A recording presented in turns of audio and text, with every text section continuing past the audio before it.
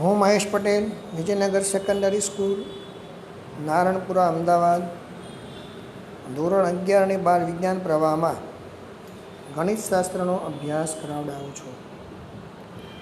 મિત્રો, ધોરણ 11 ગણિતશાસ્ત્ર પ્રકરણ નંબર 6 સુરેખ અસમતાઓ, જેની અંદર તાસ નંબર 1માં આપણે સુરેખ અસમતાની વ્યાખ્યા, શુદ્ધ અસમતા, અશુદ્ધ અસમતા એની ચર્ચા કરી અને એક ચલ સુરેખ અસમતાનો ઉકેલ અને ઉકેલ આલેખ ઉપર કેવી રીતે દોરી શકાય એના દાખલાઓ ગણ્યા અને તે પર આધારિત કૂટ પ્રશ્નોની ચર્ચા આપણે કરતા હતા. એમાં 2 થી 3 કૂટ પ્રશ્નોની ચર્ચા કરી હતી. આજે તાસ નંબર 2ની અંદર આપણે કૂટ પ્રશ્નોની આગળ ચર્ચા કરીશું. એક ચલ સુરેખ અસમતા સહતિના કૂટ પ્રશ્નો ગણીશું, સ્વાધ્યાય 6.1ના, અને દ્વિચલ સુરેખ અસમતાનો ઉકેલ પ્રદેશની પણ ચર્ચા કરીશું. તો મિત્રો, દાખલા નંબર છે 23. જો બે પૈકી પ્રત્યેક 10 થી નાનો હોય, જેમનો સરવાળો 11 થી વધુ હોય તેવી ક્રમિક અયુગ્મ પૂર્ણાંક સંખ્યાઓ શોધવાની છે. તો મિત્રો, અહીંયા આગળ આપણે જાણીએ છીએ કે તમે જો કોઈ ક્રમિક અયુગ્મ સંખ્યાઓની વાત કરવાની હોય, પહેલી સંખ્યા ધારો કે આપણે 5 લઈએ તો બીજી ક્રમિક અયુગ્મ સંખ્યા 7 થાય, એટલે ડિફરન્ટ બેનો પડે. પહેલી ક્રમિક અયુગ્મ ધન પૂર્ણાંક સંખ્યા આપણે લીધી છે x, અને બીજી x + 2, ટૂંકમાં 2 ક્રમિક ધન પૂર્ણાંક અયુગ્મ સંખ્યાઓ x અને x + 2 છે. પ્રત્યેક પાછા 10 થી નાના છે. તો ધેરફોર x <10 અને x + 2 <10, માટે x <8. બીજી એવી વાત કરી છે કે પ્રત્યેકનો સરવાળો જે છે એ 11 થી વધુ છે. તો ધેરફોર જો 11 થી વધુ હોય તો પહેલી અયુગ્મ સંખ્યા x + x + 2 <11, સાદુરૂપ આપતા 2x + 2 <11, 2x <11 - 2, therefore 2x <9, therefore x <9/2, therefore x < 4.5. હવે પરિણામ નંબર 1, 2 અને 3 પરથી આપણે x કેવો લીધો તો અહીંયા, તો જો એની ચર્ચા કરીએ આપણે. પહેલી સંખ્યા x હતી એ 10 થી નાની, x એ 10 થી નાની સંખ્યા છે, અને બીજી x એ 8 થી નાની. ચલો 8 થી નાની લઈએ, ચલો 10 થી નાનીની વિચાર કરીએ તો 9.8 લઈએ, જે આનું પાલન કરશે નહીં, આનું શરતનું પાલન નહીં થાય, તો x તરીકે તમારે <8 લેવાના, અને અહીંયા x તરીકે 4.5 છે. તો 4.5 is less than x, is less than 8. હવે x ધન પૂર્ણાંક હોવાથી અને પાછો કેવો છે, અયુગ્મ છે, એટલે x = 5, x = 7. x = 5 લઈએ ત્યારે x + 2 કેટલું થાય, તો 7. x = 5 ત્યારે x = 5, that implies એને ક્રમમાં હોય એવી જોડી અહીંયા 7, એટલે 5 7ની એક જોડી થશે. એ રીતે x = 7 લો ત્યારે બીજી જોડી આવશે આપણને 7 9. તો આ રીતે માગેલ જવાબ થશે. મિત્રો, દાખલા નંબર એના જેવો જ છે. જુઓ મિત્રો, 2 ધન પૂર્ણાંક 2 પૈકી, જો શબ્દ કયો છે, 2 પૈકી પ્રત્યેક 5 થી મોટો હોય અને જેનો સરવાળો 23 થી ઓછો હોય તેવી ક્રમિક યુગ્મ ધન પૂર્ણાંકની જોડી મેળવો. તો ધારો કે અહીંયા પણ બે ક્રમિક યુગ્મ ધન પૂર્ણાંકો લેવાના છે, તો પહેલી યુગ્મ સંખ્યા આપણે એક્સ ધારીએ તો બીજી યુગ્મ સંખ્યા તમારે એક્સ વત્તા 2 લેવાની થાય. પ્રત્યેક 5થી મોટા છે, therefore x is greater than 5 અને x plus 2 is greater than 5, therefore x is greater than 3. હવે બેમાંથી કઈ સંખ્યા લેવાની છે એની ચર્ચા કરીએ મિત્રો. જુઓ, એક્સ ઇઝ ગ્રેટર દેન 5 અને એક્સ ઇઝ ગ્રેટર દેન 3. તમે 3થી મોટી લેશો તો 3.1 બરાબર છે, જે આનું પાલન કરશે નહીં, એક્સ ગ્રેટર દેન 5નું પાલન નહીં કરે, તો આ તમારે લેવાનો થશે નહીં, ધ્યાન રાખજો. હવે એમનો સરવાળો, પ્રત્યેકનો સરવાળો પાછો જેવો કયો છે, જો 23થી ઓછો, એટલે પહેલી સંખ્યા એક્સ વત્તા બીજી સંખ્યા એક્સ લેસ દેન 23 થશે, એટલે 2x plus 2 less than 23, therefore 2x is less than 21, therefore x is less than 21/2, therefore x is less than 10.1. પરિણામ નંબર 1, 2 અને 3 પરથી જોઈશું આપણે આગળ શું પરિણામ મળશે એ જુઓ. 5થી મોટા હમણાં સમજાવ્યું તે પ્રમાણે જોઈ લો. 5થી કેવા લેવાના કયા છે? મોટા. તો 5થી મોટા અને 10.5થી નાના, આ આપણું એક્સ છે. જુઓ મિત્રો, 5થી મોટા 10.5થી નાના અને પાછા પૂર્ણાંકને બેકી છે, તો એક્સ બરાબર 6, એક્સ બરાબર 8. હવે એક્સ બરાબર જો 8 લઈએ આપણે, એક્સ બરાબર 8, તો એક્સ વત્તા 2 કેટલું થાય? તો 10. એક્સ બરાબર જો તમે 8, 6 લો, એક્સ વત્તા 2 કેટલું થશે? 8. એટલે પહેલી જોડી 6, 8, બીજી જોડી 8, 10. આ પ્રમાણે માંગેલ જવાબ થશે મિત્રો. આગળ દાખલો જોઈએ. ત્રિકોણની સૌથી મોટી બાજુ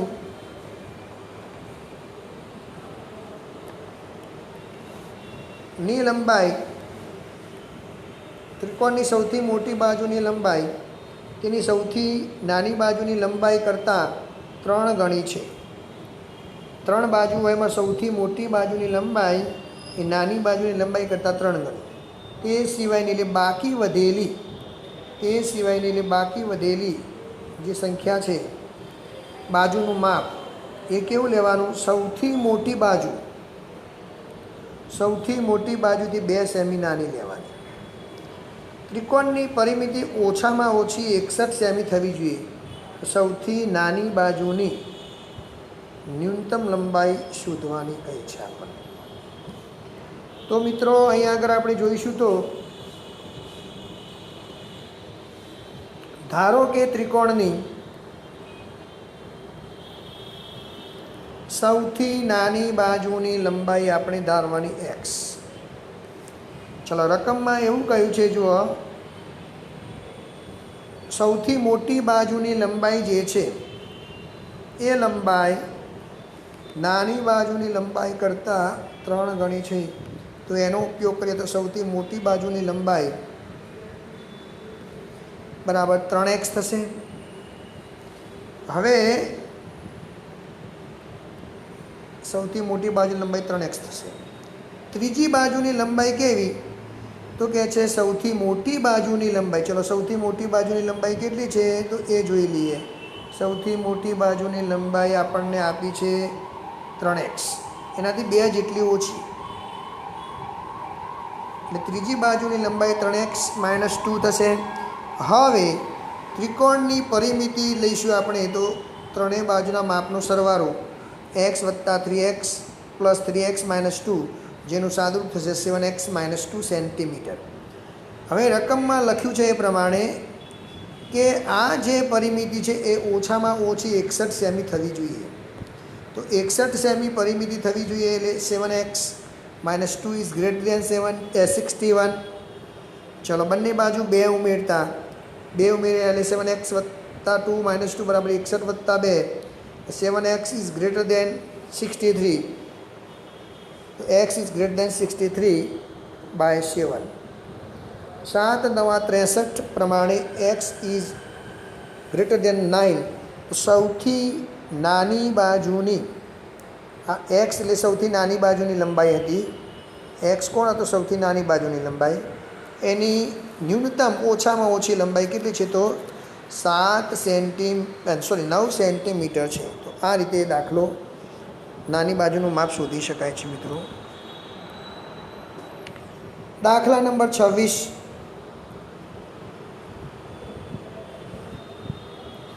એક વ્યક્તિ 91 સેન્ટીમીટર લાંબા એક પાટિયાના 3 ટુકડા કરવા માગે છે. સરસ દાખલો છે મિત્રો. 3 ટુકડા કરવાના એક મોટા પાટિયાની લંબાઈ 91 સેન્ટીમીટર છે. બીજા ટુકડાની લંબાઈ સૌથી નાના ટુકડાની લંબાઈ કરતાં 3 સેમી વધારે છે અને ત્રીજા ટુકડાની લંબાઈ એ નાના ટુકડાની લંબાઈ કરતાં બમણી છે. જો ત્રીજા ટુકડાની લંબાઈ બીજા ટુકડાની લંબાઈથી ઓછામાં ઓછી 5 સેમી વધુ હોય તો સૌથી નાના ટુકડાની શક્ય લંબાઈ શોધો. તો ધારો કે મિત્રો અહીં આગળ આપણે લાકડાની લંબાઈ આપણે 91 લીધી છે, ધ્યાન રાખજો. ધારો કે સૌથી નાના ટુકડાની લંબાઈ x સેન્ટીમીટર છે. હવે બીજો ટુકડો કેવો કયો તો જુઓ, તો બીજો ટુકડો એવો કયો છે કે નાના ટુકડાની લંબાઈ કરતાં 3 સેન્ટીમીટર વધારે લેવાની કહી છે.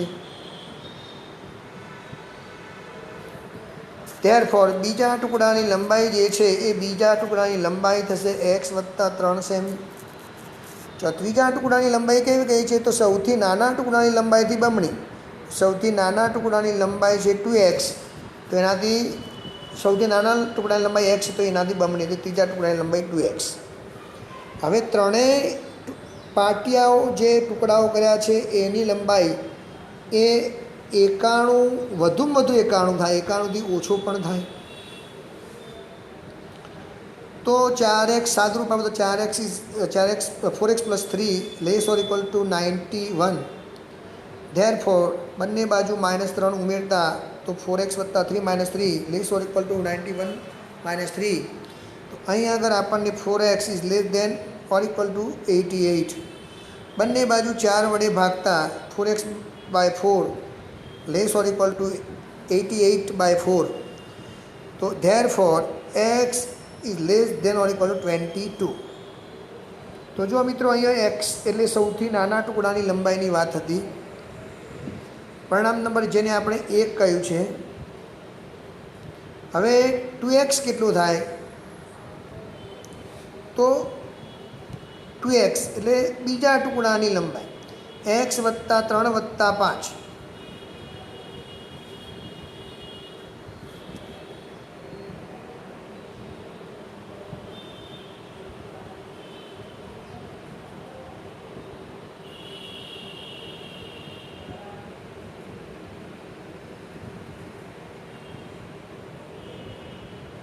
જો બીજા ટુકડાની લંબાઈ, અહીં ધ્યાન રાખજો, ત્રીજા ટુકડાની લંબાઈ બીજા ટુકડાની લંબાઈથી ઓછામાં ઓછી 5 સેમી વધારે છે, બરાબર. તો એનો ઉપયોગ કર્યો છે મિત્રો x + 3 + 5.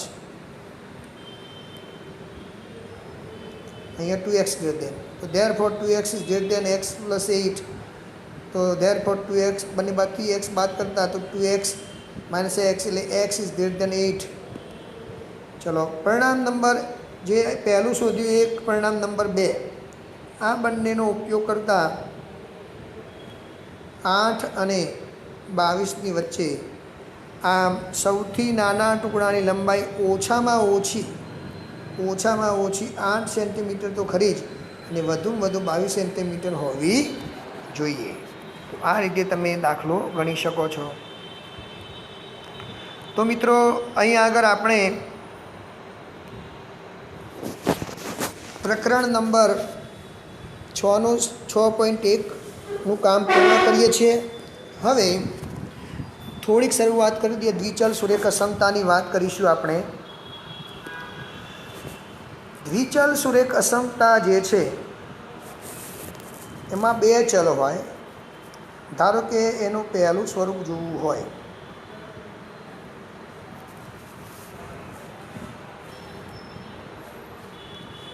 ax plus by plus c. આ દ્વિચલ સુરેખ અસમતા લઈએ તો જો ગ્રેટર દેન ઓર ઇક્વલ ટુ પણ હોઈ શકે, અથવા તો લેસ ઓર ઇક્વલ ટુ પણ હોઈ શકે.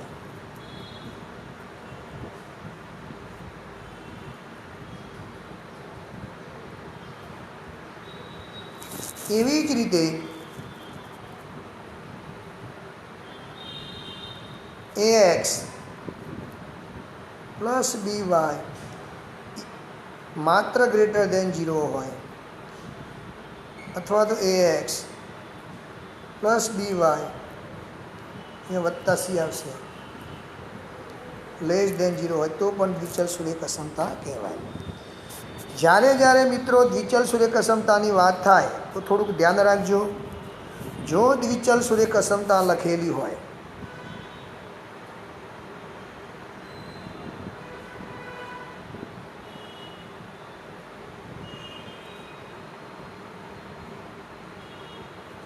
અસમતા હોય તો એમાં એક્સ અને વાય બંને ચલ હોય ને અચળ પદ હોય. પણ કેટલીક દ્વિચલ સુરેખ અસમતામાં માત્ર એક જ ચલ પણ હોય. ધારો કે અહીંયા 2x ગ્રેટર દેન ઓર ઇક્વલ ટુ 8, તો આનો અર્થ એવો થયો એક્સ વત્તા 0y ગ્રેટર દેન ઓર ઇક્વલ ટુ 4. આ પ્રમાણે દ્વિચલ સુરેખ અસમતા તમારે વિચારવાની થાય. ચલો એક્સ બરાબર 0 એટલે આપણે એને એક્સ અક્ષ કહીશું, આપણે યાદ રાખજો. સોરી વાય અક્ષ કહીશું. વાય બરાબર 0 એટલે એક્સ અક્ષ કહીશું. બરાબર. બીજી થોડીક ચર્ચાઓ કરી દઉં કે એક્સ બરાબર ધારો કે એ આપી હોય તો આ શિરોલંબ રેખા થશે. શિરોલંબ રેખા ઉદાહરણ તરીકે એક્સ બરાબર 2, તો એનો આલેખ દોરવો હોય તો એક્સ બરાબર 2નો આલેખ આ પ્રમાણે થશે. આ 1 અને એક આ 2. આ એક્સ બરાબર 2 રેખા છે. આ એક્સ અક્ષ છે, આ વાય અક્ષ.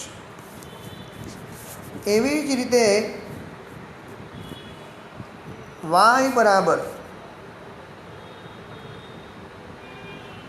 બી જે સમક્ષિતિજ રેખા છે.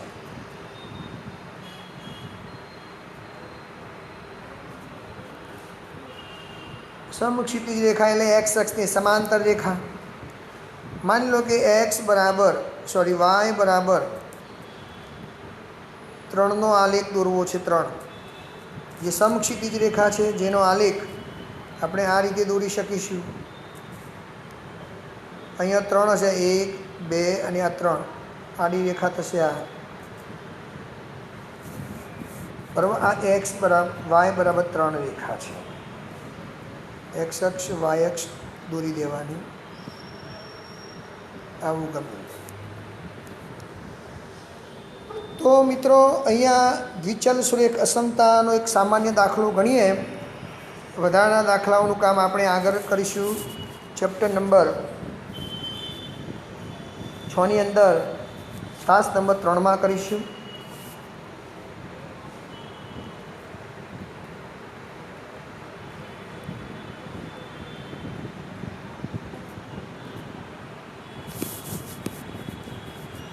ધારો કે સામાન્ય દાખલો લઈએ છીએ આપણે. X plus Y less or equal to 5 નો ઉકેલ પ્રદેશ શોધવો છે. નો ઉકેલ પ્રદેશ. તો આના મુદ્દાઓ યાદ રાખજો મિત્રો. પહેલાં તો આ અશુદ્ધ અસમતા છે.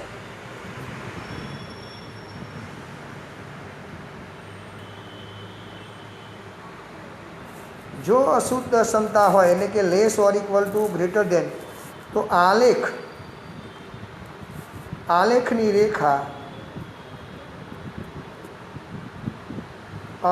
રેખા ઘાટી સળંગ દોરવાની. બરોબર છે. જો શુદ્ધ અસમતા હોય, આપણે દાખલા જોઈશું, તો તમારે આલેખની રેખા ત્રુટક લાઈનથી દોરવાની થાય. હવે તમારે મિત્રો અહીંયા આગળ તમારે બે કામ કરવાના છે. એક કોષ્ટક બનાવવાનું,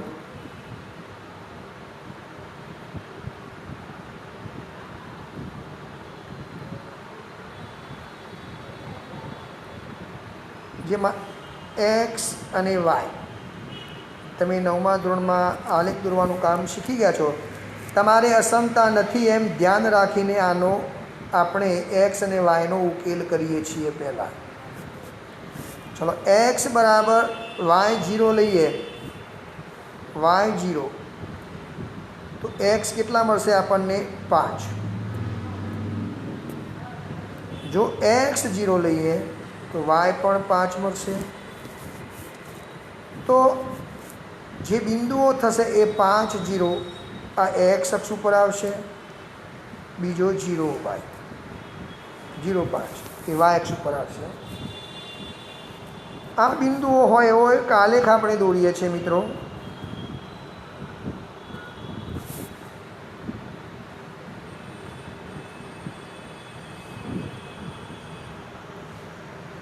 તો એક્સ અક્ષ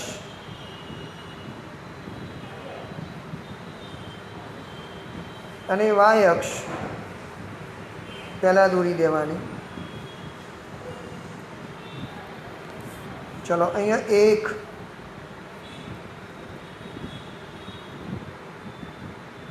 આ 2, 3, 4 અને આ 5. ઉગમ બિંદુ 0, 0 છે. એવી જ રીતે અહીંયા 1, 2, 3, 4 અને 5. આ બિંદુ જે છે એ 0, 5 છે. 5, 0 છે, સોરી. આ બિંદુ થશે 0, 5. બંનેને જોડતી રેખા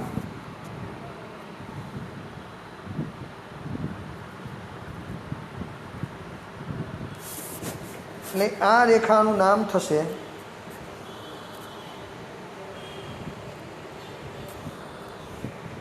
x વત્તા y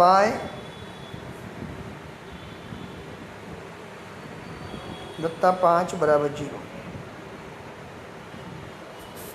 હવે આ રેખાનો ઉપરનું અર્ધતલ એટલે કે આ અર્ધતલ પણ જવાબ હોઈ શકે અથવા આ પણ હોઈ શકે. તો એના માટે ચકાસણી કરવાની.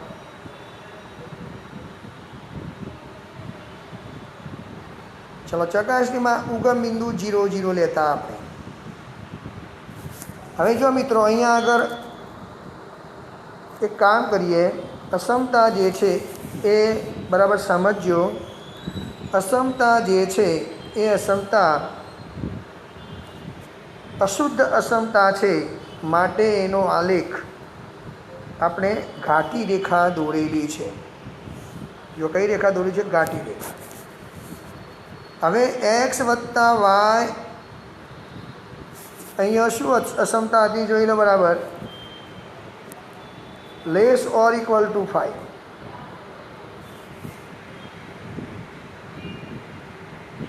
ચલો 0, 0 મૂકો એટલે 0 વત્તા 0 લેસ ઓર ઇક્વલ ટુ 5, જે સત્ય છે. જે કેવું છે? સત્ય છે. તો મિત્રો આનો અર્થ એવો થાય કે આ આલેખ જે દોર્યો છે એ આલેખની તમારે 0, 0 ઉગમ બિંદુ જે છે એને સમાવતો પ્રદેશ એ આલેખનો ઉકેલ થશે. આ ઉકેલ પ્રદેશ જેને કહેવાય. આ પ્રમાણે આલેખ દોરી શકાશે. તો મિત્રો, આ પ્રકરણનું આગળનું કામ 6.2માં આવા આલેખોની ચર્ચા કરીશું ટાસ્ક નંબર 3ની અંદર. જય હિન્દ, જય ભારત.